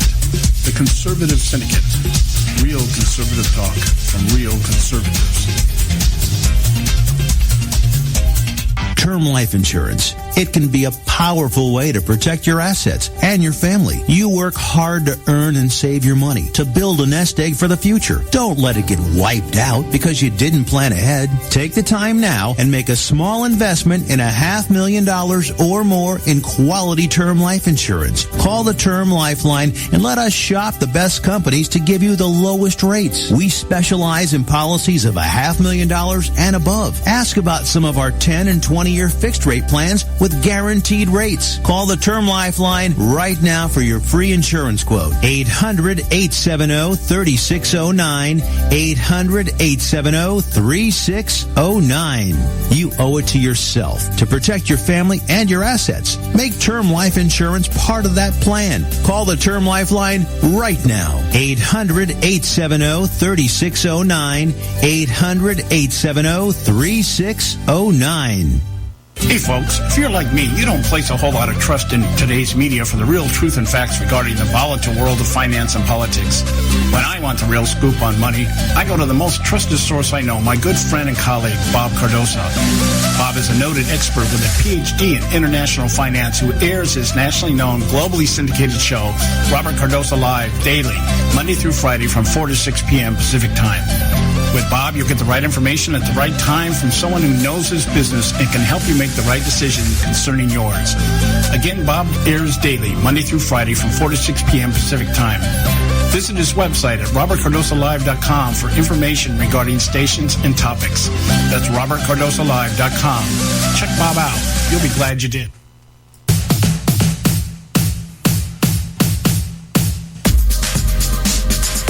And we're back. You're listening to the Conservative Syndicate, nationally acclaimed, globally syndicated, real conservative talk from real conservatives. I'm your host, John Matthews. Joe Hakos is on the mend, and hopefully we'll be back maybe later this week and perhaps next week. And our prayers continue to go out to him and his family as he recovers from a very, very serious infection that he had. Okay, so back to work today. That's the word I got, so that's good. From the bed, made it to the computer a little bit last week, and has made it back to the job. So let's hope he is well on his way to mending this thing. Okay, now back to what I was talking about here. These are just impressions I'm giving out to you right now.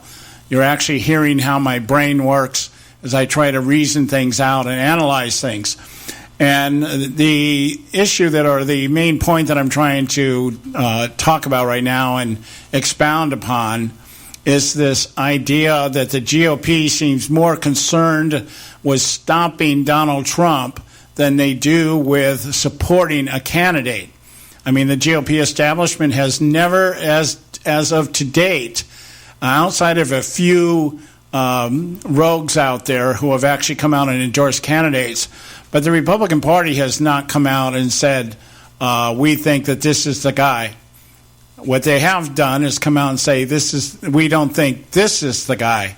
And that has been directed at Donald Trump to a great degree, and to some degree, Ted Cruz. And both of these men are leading right now. And so that seems to be an issue now. So it's almost like the GOP has adapted this suicide bomber mentality that we'll just take it all down. We'll blow it all up if that's what it takes to preserve our majorities. I think the thought is if we give up the White House, we'll be able to keep our majorities. I think that's their thinking. Doesn't seem very logical to me that you would want to fight to keep majorities in the Senate and Congress and let the White House go. But it does when you think of how today's GOP works, and that is they don't want to govern. They just want to stand by and let the populist faction of the leftist party tell them what to do to keep them from being labeled as anything other than what they want to be labeled. And that is governing through compromise. That's what the Republican Party has been. We have to learn how to compromise in order to expand the party and bring in all these other factions. Well, the problem is, while the Republican Party is bringing in all these other demographics that they've wanted, it's not for the reason that they want, is to get somebody like Donald Trump up there in front of Hillary Clinton or Bernie Sanders or whoever ends up being the Democrat nominee. And I got to keep emphasizing that, because at this point, with everything coming down the pipe on Hillary Clinton, we don't know how this thing is going to turn out one way or the other. Back to this CPAC thing. Christopher Malagisi, who was actually a former director of the CPAC, the Conservative Political Action Conference, wrote an article over the weekend about the what he found at the CPAC that took place last week. And what he was saying, what he's pointing out, is that there's basically 4 schools of thought on how to take down Donald Trump. Again, emphasizing that he's not writing about 4 schools of thought as to who to determine who the nominee should be. We have just determined that Donald Trump can't be that nominee, and these are the 4 scenarios in which Donald Trump could be taken down. That's the thought process here. The big, short, long slog. Okay, that's the one scenario that Malagisi's pointing out to us here. Wait until March 16th. That's coming up in another 10 days or so. And that is after the March 15th primaries. If Marco Rubio or John Kasich don't take their home states, then one or both of them should or might drop out. Might or might not. I'm not really sure how that's going to work. And this would allow Cruz to consolidate the anti-Trump vote. The thinking is that he would pick up the Marco Rubio and the John Kasich votes. I'm not so sure that would happen, but it seems like the most logical scenario if it's all about stopping Trump. See, that's the thing. If it's all about stopping Trump, then yeah, okay, those votes are going to go to Cruz. If it's about maintaining or helping the establishment, the thought process would probably be that Marco Rubio and John Kasich don't get out of the race and continue to dilute, if not the delegate count, at least the attention that is being brought to the race. And it wouldn't be all about Trump or Cruz. At least they would be mentioned in there somewhere. Marco Rubio would be able to still carry on his schoolboy antics, and John Kasich could continue to act like the adult in the room, Diet Coke kind of thing. So that depends. So, but that's what they're saying. After the March 15th primaries, what could happen is Rubio, Kasich, or both would drop out should they not win their respective states. Last count I understood, Marco Rubio was losing in Florida. If you can't win your own state, there's a problem. Okay, the second one is a unity ticket, and this is kind of like the same thing in a different manner. Ted Cruz, Marco Rubio, or John Kasich form a ticket. And this is what we've been talking about.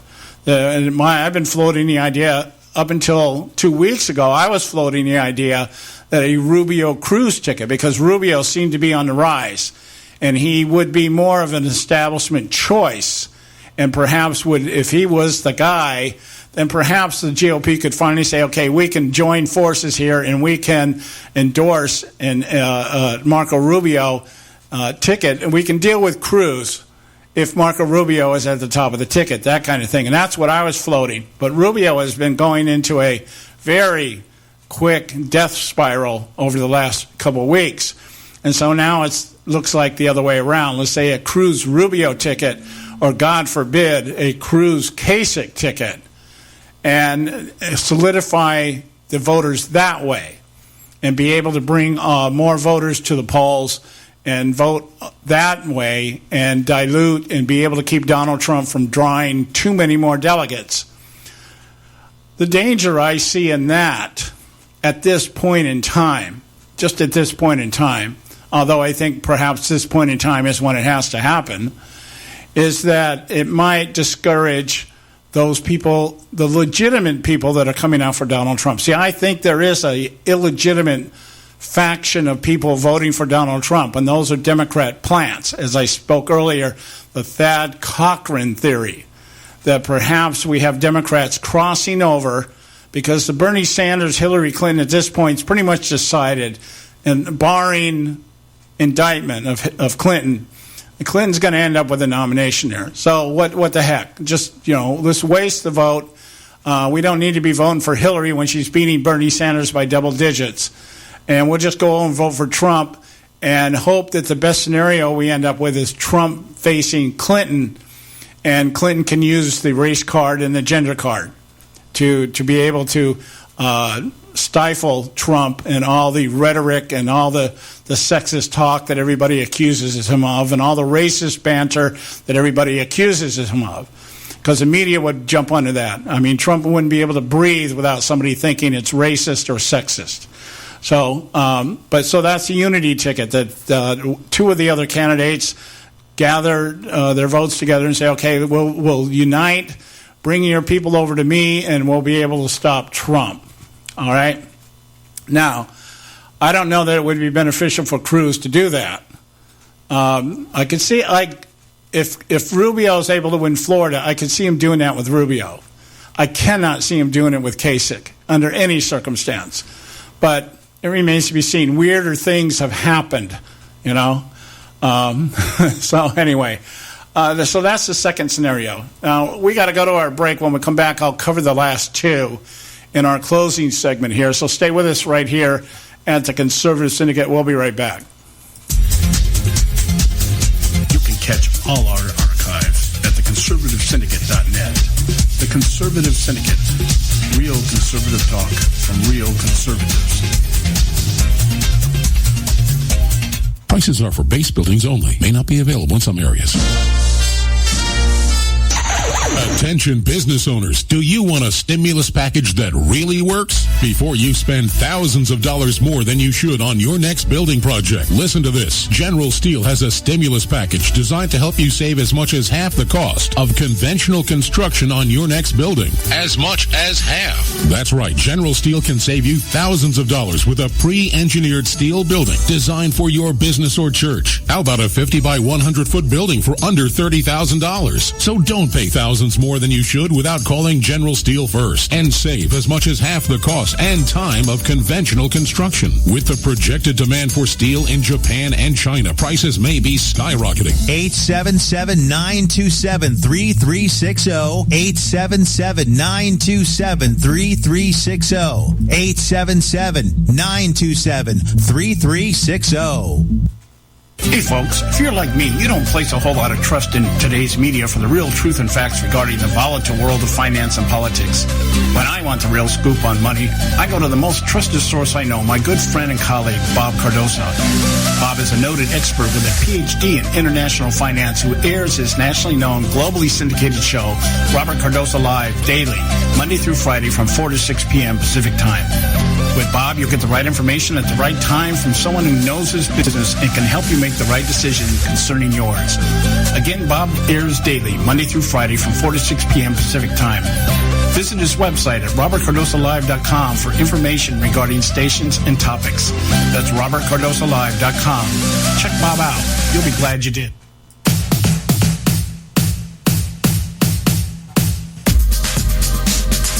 Okay, we're back. Welcome back.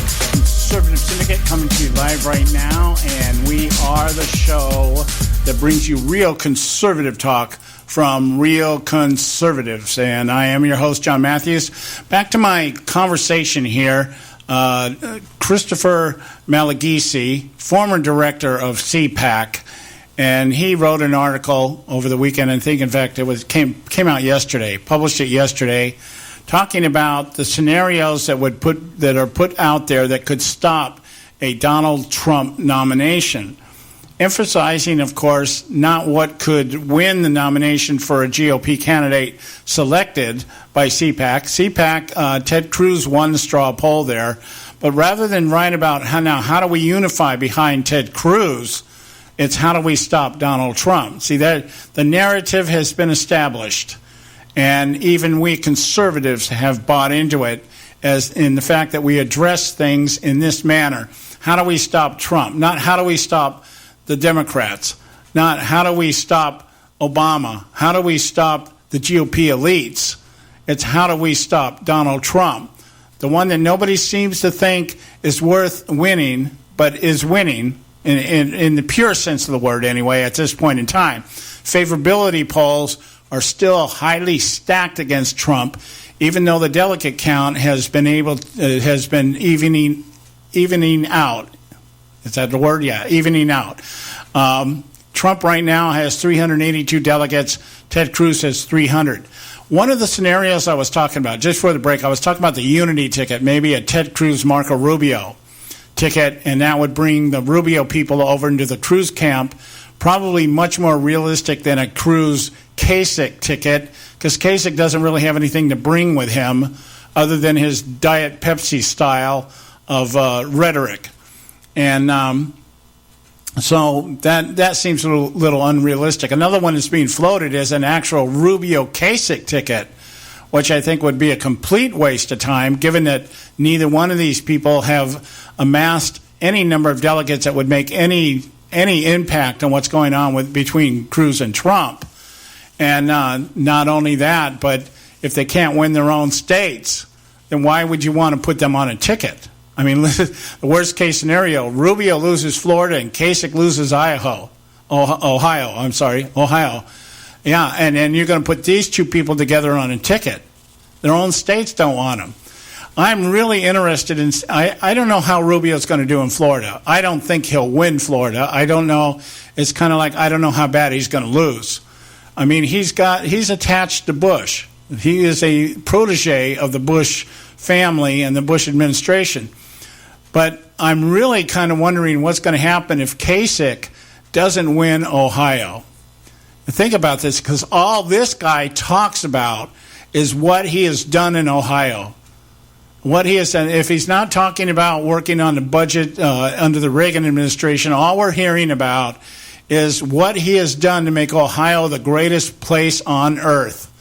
And if his own people don't choose him, or if he only wins by a very small margin, I think that's very telling in the eyes of the Ohioans as to what they really think of their governor.